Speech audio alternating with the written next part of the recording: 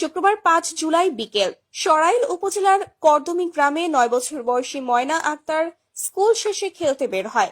সন্ধ্যা পেরিয়ে গেলেও মেয়েটি আর বাড়ি আসেনি।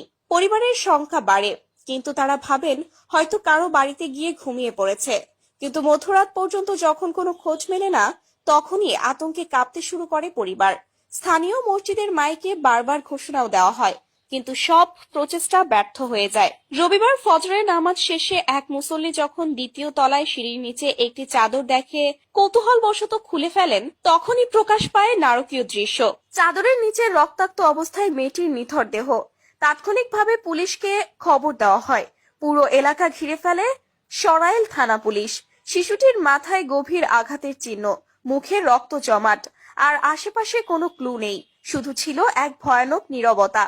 ঘটনার ভয়াবহতা এতটাই বিস্ময়কর ও পবিত্র স্থান মসজিদের সঙ্গে সম্পৃক্ত হওয়ায় বিষয়টি চলে যায় বাংলাদেশ সেনাবাহিনীর অভ্যন্তরীণ নিরাপত্তা ইউনিটের নজরে। সেনাপ্রধান ওয়াকারুজ্জামান সরাসরি অনুমতি দেন একটি গোপন অপারেশনের, যার কোড নেম দেওয়া হয় অপারেশন ব্ল্যাক টেম্পেস্ট। ৪ সদস্যের একটি স্পেশাল টাস্ক ফোর্স রাতের আধারে ছদ্মবেশে গ্রামে প্রবেশ করে। কেউ জানতেও পারেনি কারা কাকে অনুসরণ করছে।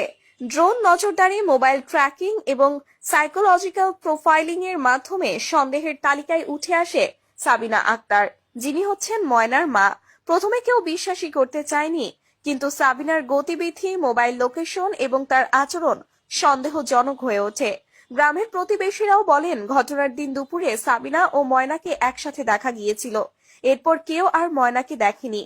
আরো ভয়ানক তথ্য উঠে আসে, মেয়েটি কিছুদিন আগে তার মায়ের এক আত্মীয়ের সঙ্গে আপত্তিকর অবস্থা দেখে ফেলেছিল।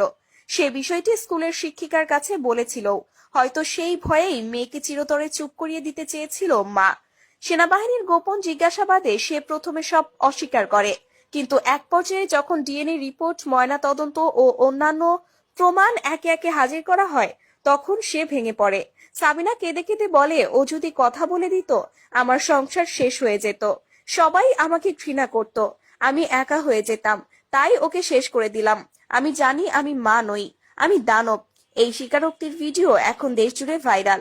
৮ জুলাই রাত ২টা ৪৫ সাবিনার ঘরে আচমকা প্রবেশ করে সেনাবাহিনীর স্পেশাল টিম। গ্রেফতারের সময় সে পালানোর চেষ্টা করে, কিন্তু ব্যর্থ হয়। অভিযানের ভিডিও এখনো সেনাবাহিনীর সংরক্ষিত ডকুমেন্টস শোনে।